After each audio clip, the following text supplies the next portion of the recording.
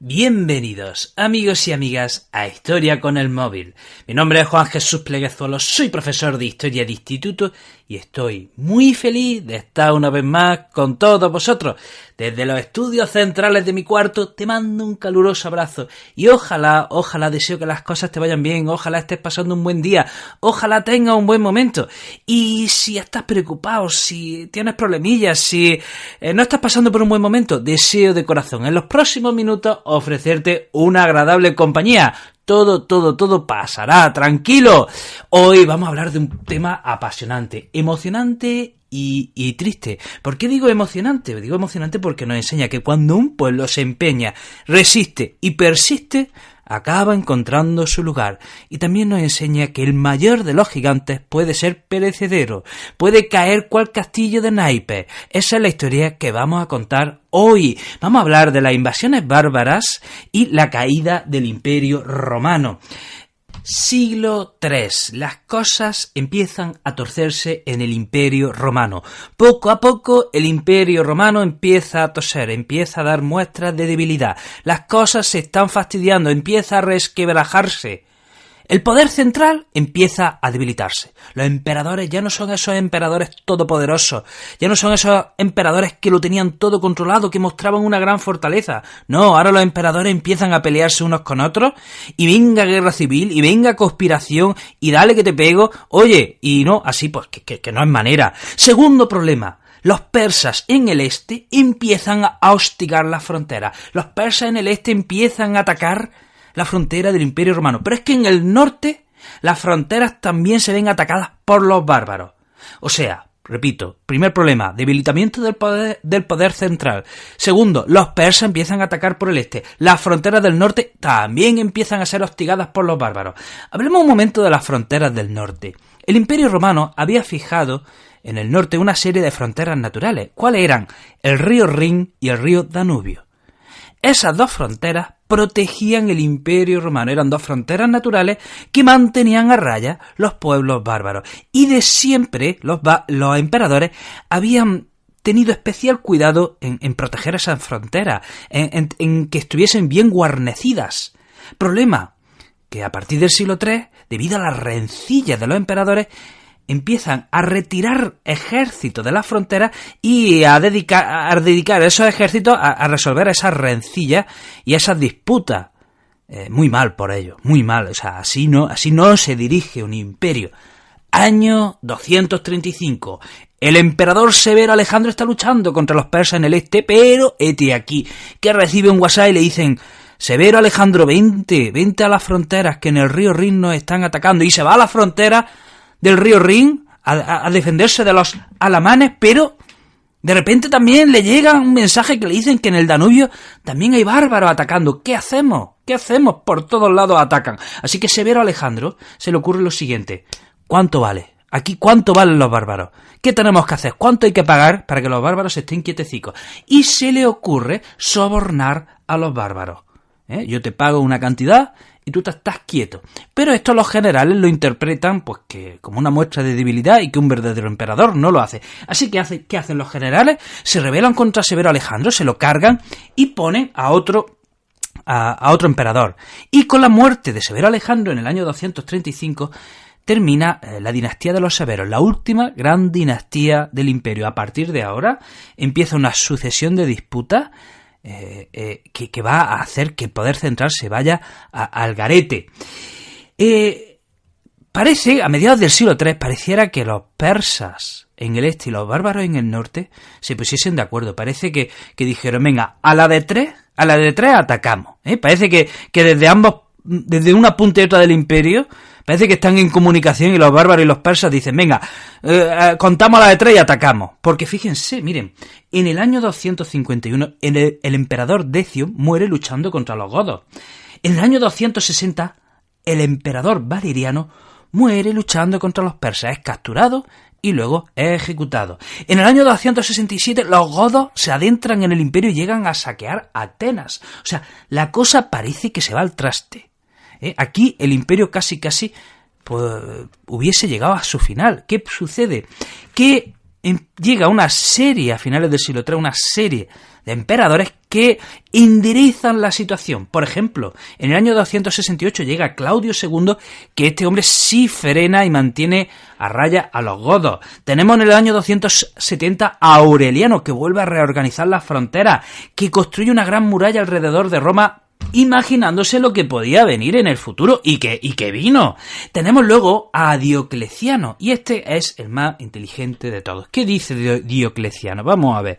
Este imperio es enorme. Esto no es operativo. ¿Qué hace? Nombra a otro emperador corregente. Nombra a un compañero que se llama Máximo, le da el título de César y lo nombra emperador corregente. Entonces, ¿qué hace? Diocleciano se queda en Oriente y Máximo se queda en Occidente. Pero es que cada uno de los dos emperadores tiene que nombrar a un ayudante con el título de Augusto que le sucedería en el futuro. Entonces tenemos los dos ayudantes que son nombrados con el título de Augusto, Constancio y Galerio. En el año 305, a la vez, tanto Máximo como Diocleciano abandonan su puesto y le suceden Constancio y Galerio, que a su vez nombrarían a otros dos ayudantes que en el futuro les sucederían. ¿Qué pasa? Que Constancio muere y las tropas en Britania nombran sucesor a su hijo Constantino. Estamos en el año 306 y empieza una larga guerra de 20 años en la que Constantino acabará acumulando todo el poder. Y Constantino será recordado por dos motivos. Y aquí yo te pregunto, te voy a preguntar, ¿qué dos cosas hizo Constantino de especial? ¿Qué dos cosas hizo por las que es recordado y ha pasado a la historia? ¿Y por qué te lo pregunto? Porque esto ya lo hemos hablado en podcasts anteriores, así que por favor, dime que has prestado atención a mis podcasts anteriores y sabes perfectamente por qué es conocido Constantino. Lo sabrás, ¿no? Bien, veo algunas manos levantadas, te veo conduciendo y gritando la respuesta, te veo paseando por el campo y gritando la respuesta, te veo ahora mismo en el gimnasio parando. Sí, bueno, vale, ya me callo y lo voy a decir. Constantino es recordado primero por el Edicto de Milán del año 313, en el que legaliza el cristianismo, y segundo por llevarse la capital a Constantinopla. Construye la nueva capital del imperio en Constantinopla, donde había una ciudad que se llamaba Bizancio, y sobre esa ciudad él construye la nueva capital del imperio que se llama Constantinopla. Y bueno, Constantino muere en el año 337 y ¿qué pasa? Adivinanza, ¿qué pasa a la muerte de Constantino? Pues una guerra civil, lo que pasaba en estos años. Constantino le suceden 3 hijos y los 3 hijos quieren ser emperador, eso no puede ser, y empieza una guerra civil que acaba ganando Constancio II, que le sucede un tal Juliano que muere luchando contra los persas, y a Juliano le sucede Valentiniano, y atención, año 375. Valentiniano muere y le suceden de nuevo dos emperadores. El imperio se vuelve a dividir. Tenemos a Graciano y a Valente. Graciano en Occidente y Valente en Oriente. Y ojo al dato que aquí viene el momento decisivo. Valente tiene que ir a Antioquía a luchar contra los persas. Y estando en Antioquía le llega una embajada de un pueblo conocido como los godos. Y esta embajada le pide a Valente, con muy buena educación, que le deje entrar en el imperio y que permita a su pueblo establecerse dentro de las fronteras del imperio. Y Valente dice, ¡ay, qué chicos tan educados! Bueno, pues venga, esta gente tienen buena pinta, parecen buenas personas, así que dejemos entrar a los godos dentro del imperio. Atención, Valente permite que una tribu de los godos entre en el imperio. Y aquí, señoras y señores, los godos penetran en el imperio, cruzan el Danubio y cual caballo de madera que se introduce en Troya, entran en el imperio romano y con el tiempo ayudarán a que el imperio romano se vaya a hacer puñetas.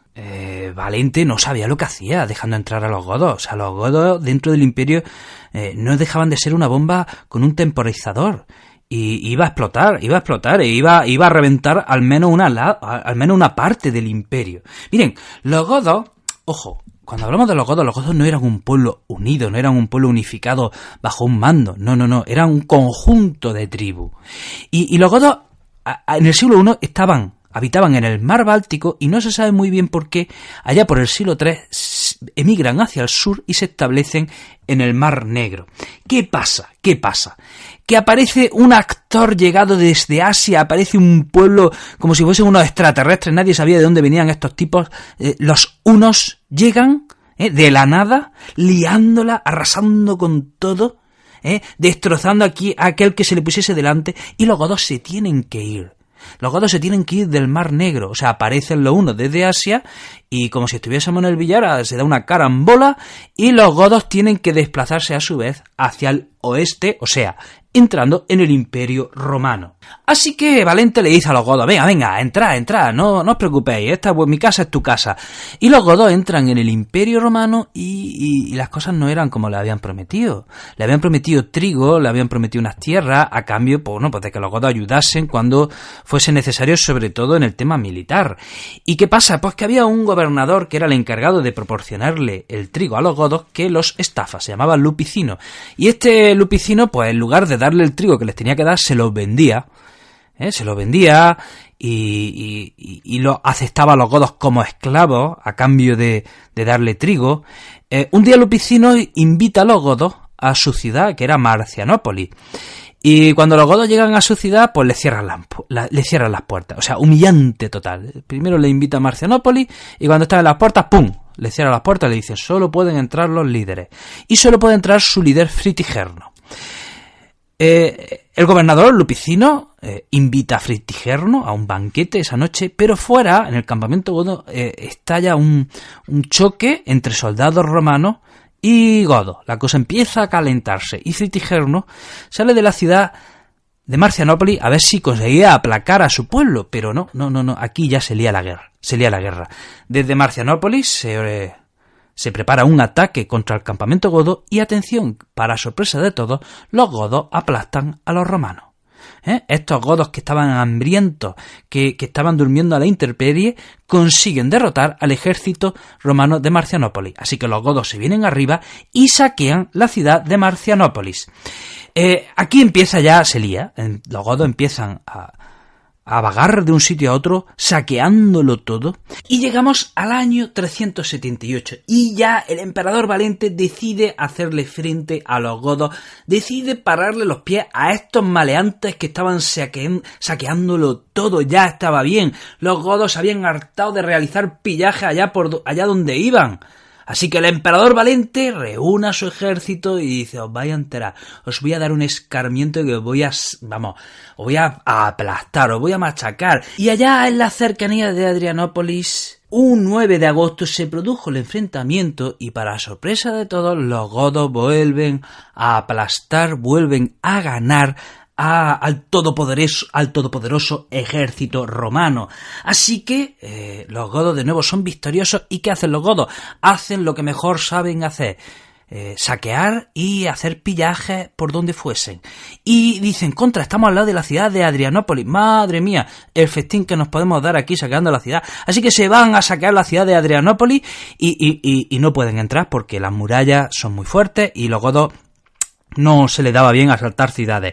Y dicen los godos, no pasa nada, vámonos a Constantinopla, que Constantinopla es enorme y bueno, allí nos vamos a hinchar a saquear. Así que van todos los godos a Constantinopla dispuestos a hacer ceniza en la ciudad, pero cuando llegan a Constantinopla, pues que no pueden porque la ciudad está muy bien protegida. De nuevo, tiene unas murallas muy grandes, tiene unas murallas muy fuertes, unas murallas de un grosor enorme, y los godos dicen, esto no hay quien lo asalte. Así que, ¿qué hacen los godos? Se dan media vuelta y dicen, no pasa nada, podemos saquear, tenemos aquí una inmensidad de territorio para saquear, y de nuevo los godos se dedican a vagar de un sitio a otro practicando el pillaje. Llegamos al año 379 y llega un emperador que se llama Teodosio, y en el año 382 este emperador Teodosio dice, vamos a ver, con los godos parece que no vamos a terminar, así que negocia con los godos. Les da unas tierras a los godos a cambio de que los godos reconozcan la soberanía imperial y se unan al ejército cuando sea necesario. ¿Qué sucede? Que en el año 395 Teodosio muere y de nuevo el imperio se divide. Arcadio se queda en Oriente y Honorio se queda en Occidente. ¿Qué pasa? Que tanto Arcadio como Honorio, los hijos de Teodosio, eran unos chavales. Arcadio tenía 18 años y Honorio tenía 10 años. Entonces llegan unos tutores ansiosos de poder que influyen sobre estos emperadores, que eran unos niños, y acaban mandando ellos. Por ejemplo, en Oriente hay un funcionario que se llama Rufino, que es el que más influencia tiene sobre el emperador. Y en Occidente hay un general que se llama Estilicón, que es pues quien acaba ejerciendo la tutela sobre Honorio y en la práctica mandando. ¿Qué pasa? Que en el año 395, cuando muere Teodosio, los godos otra vez se rebelan y empiezan otra vez a saquear Tracia, a saquear Macedonia. Estamos en Oriente, empiezan a destrozar todo lo que pillan por su lado, y en el 402, con un rey que se llama Alarico, los godos deciden ir a Italia. Se enfrentan con las tropas del general Estilicón, y empiezan, bueno, pues a causar el caos en todo el norte de Italia. Pero ojo, que es que mientras los godos están en el norte de Italia, los suevos, los vándalos y los alanos cruzan el río Rin en la Nochevieja del año 406. O sea, los romanos tenían que estar a dos frentes. Por un lado, luchando contra los suevos, vándalos y alanos, que venían del norte, y por otro lado luchando contra los godos, que estaban por el norte de Italia. El general Estilicón intenta negociar con Alarico, pero las cosas no salen bien, así que ¿qué hace Alarico? Pues se va a Roma. Quiere dar el golpe de efecto final, se va a Roma en el año 408, en el invierno del año 408 y 409, asedia la ciudad de Roma, y en el 410 la saquea. Durante varios días, en el mes de agosto del 410, saquea la ciudad de Roma. Y cuando ya han saqueado la ciudad de Roma, los godos dicen: vamos al norte de África. Que el norte de África es rico. Pero ¿qué pasa? Que cuando están yendo hacia el norte de África, muere el rey de los godos, Alarico, y le sucede a Ataulfo, y este cambia de planes. Ataulfo dice: no, vámonos mejor al norte. Vamos al norte, y se van a la región de Aquitania, en la actual Francia. Allí, en el año 415, por fin los godos llegan a un trato y a un pacto serio y real con el emperador romano. ¿En qué consistía ese pacto? Si los godos iban a la península ibérica y luchaban contra los vándalos y alanos y los derrotaban, podían quedarse con las tierras, y además le iban a dar provisiones y le iban a dar equipamiento. Y esta vez los romanos cumplieron, y así pasó. Los godos van a la península ibérica y revientan a suevos, vándalos y alanos. Fíjense, es que los godos se les podría llamar perfectamente el pueblo peregrino. O sea, tienen su origen en el mar Báltico, luego se van al Mar Negro, del Mar Negro se introducen en el Imperio Romano de Oriente, lo recorren entero, luego se van a la península itálica, luego se van a donde está Francia, luego se vienen a la península ibérica. O sea, los godos parecía que iban en tren o en moto, iban de un sitio a otro, eran imparables hasta que encontraron su sitio en la península ibérica finalmente. Y vamos ya al episodio final, vamos a ver este triste final del imperio, vamos a ver cómo el imperio romano acaba destrozado, acaba dividido, acaba desapareciendo y pasando a la historia. ¿Cómo se produjo el final del imperio romano de Occidente? Bueno, pues la puntilla se la dan dos pueblos bárbaros que parece que se ponen de acuerdo. No se pusieron de acuerdo, pero lo parece. Por un lado tenemos a los vándalos y por otro lado tenemos a los hunos. Vamos a ver, habíamos dicho que los godos desde Aquitania vienen a la península ibérica para luchar contra suevos, vándalos y alanos. Así que los vándalos son expulsados al sur de la península, y del sur de la península deciden pasar al norte de África, bajo el liderazgo de su rey Genserico. Había un gobernante en el norte de África que se llamaba Bonifacio, que quería atraer a los vándalos al norte de África para que le ayudasen a luchar, como siempre, en sus disputas de poder, en sus rencillas, en sus conspiraciones. Pero ¿qué pasa? Que cuando los vándalos llegan al norte de África, Bonifacio, este gobernador del norte de África, dice: bueno, pues, oye, que chicos, que ya no os quiero, que no os necesito. Y dicen los vándalos: no, ya nos tienes aquí y aquí nos quedamos. Así que los vándalos saquean y ocupan la ciudad de Hipona en el 431, en el 439 ocupan Cartago, en el 440 ocupan Sicilia, y aquí ya el emperador Valentiniano III dice: bueno, no puedo hacer frente contra los vándalos aquí en el norte de África, así que vamos a llegar a un acuerdo. Y llegan a un acuerdo un acuerdo matrimonial. La hija del emperador se casaría con el hijo del rey Genserico. Pero, ¿cómo no? Dentro del Imperio Romano, dentro de la corte, hay una conspiración. Valentiniano III es depuesto y aquí a los vándalos se le hinchan las narices. A Genserico dice, ya está bien. Así que Genserico organiza una expedición a Roma para saquearla. Otra vez los bárbaros van a Roma, otra vez todo el mundo quiere saquear Roma. ¿Cómo le gusta a esta gente saquear Roma? Ojo, y cuando va a llegar a Roma, ¿quién le sale al encuentro? El Papa de Roma. El Papa de Roma le dice a los vándalos, saquear Roma, pero por favor, con cuidado, tened un poco de respeto al menos por los santos lugares, fíjense. Bueno, pues ¿qué hacen los vándalos? En el 455 saquean Roma. Y vamos a hablar de los más bárbaros de los bárbaros, vamos a hablar de los más malos de los malos, de los hunos que lo arrasan todo. Los hunos, como hemos dicho, venían de las estepas de Asia Central, y en el año 375 cruzan el río Don, que estaba en Rusia. ¿Y qué pasa? Cruzan el río Don y a dónde llegan, ¿quiénes estaban a dónde estaban llegando? Se acercan al Mar Negro, ¿y quiénes estaban en el Mar Negro? Los godos. Y como los godos no podían hacer frente a los hunos, porque nadie podía hacer frente a los hunos, es cuando los godos deciden adentrarse en el Imperio Romano. Los hunos eran muy buenos en la guerra y destacaban por dos cosas. Primero, eran grandes jinetes y eran grandes arqueros, pero es que podían disparar el arco mientras cabalgaban en el caballo. Los hunos no piden permiso para entrar en el imperio, se adentran en el imperio, llegan a la zona donde está en la actualidad Hungría, en la llanura del Danubio, y ¿qué hacen los hunos? Bueno, pues empiezan a saquear especialmente la zona del Imperio Romano de Oriente. ¿Y qué hacen? Bueno, pues sobornan a la corte de Oriente, sobornan al emperador de Oriente.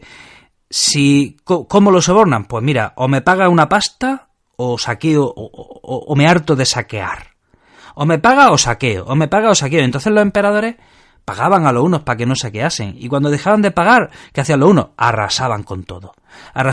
Y allí estaban los hunos sometiendo al emperador de Oriente bajo un soborno constante. En el año 447 hubo un terremoto en Oriente que destrozó las murallas de Constantinopla. Y dijeron los hunos, esta es la nuestra, vamos a acabar con el imperio, vamos a saquear Constantinopla. Pero como los hunos eran muy ansiosos, en el camino a Constantinopla se entretenían en saquearlo todo. Ellos veían una casita, uy, venga, vamos a saquearla. Y claro, como querían saquearlo todo y arrasar con todo, pues cuando llegan a Constantinopla, los ciudadanos ya habían reconstruido las murallas, así que los hunos dicen, ¡hala, macho, nos han fastidiado! Se nos ha arruinado la fiesta, no pasa nada. Se dan la vuelta y siguen arrasando con todo. El rey de los hunos se llamaba Atila y tenía un sobrenombre que era el azote de Dios, y es que era un azote, o sea, los hunos fueron un azote tanto para Oriente como para Occidente.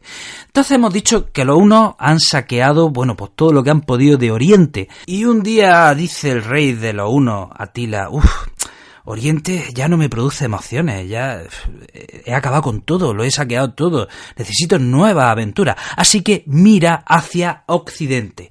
Y bueno, como todo buen bárbaro, ¿qué es lo que hay que hacer antes de saquear Occidente?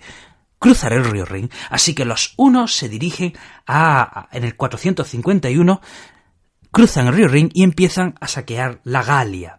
Y ojo, que el Imperio Romano de Occidente se organiza y bajo el mando del general Aecio, el ejército romano de Occidente hace frente a los hunos en los campos cataláunicos y derrotan a los hunos. Atención, derrotan a los hunos. Por primera vez los hunos son derrotados. No pasaba nada, los hunos se recomponen, Atila se recompone y de nuevo se dirige al norte de Italia, empieza a saquear todo el norte de Italia y dice, me voy para Roma, pero ojo, ¿quién le sale al encuentro? El Papa de Roma, León I. Y León I le dice a Atila, tío, no venga a Roma, no venga, pórtate bien. Bueno, en el fondo no sabemos qué le dijo el Papa de Roma a Atila, el caso es que esa embajada tuvo éxito y Atila no saqueó Roma.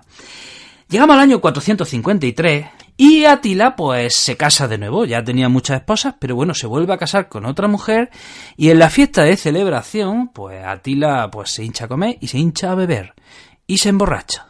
Atila se emborracha, se duerme y atención, en mitad de la noche le da una hemorragia nasal, pero como estaba muy borracho no se pudo despertar y atención, murió ahogado por su sangre. Ahí lo lleva. O sea, Atila, el azote de Dios, quien había doblegado al Imperio Romano de Oriente y doblega al Imperio Romano de Occidente, muere por una borrachera. Es que tiene narices la historia, Moraleja, no beba. Y bueno, ¿qué está pasando ya en estos tiempos en el Imperio Romano de Occidente? Que los que se denominan emperadores ya solo mandan dentro de la península itálica. O sea, el último gran emperador fue Valentiniano III.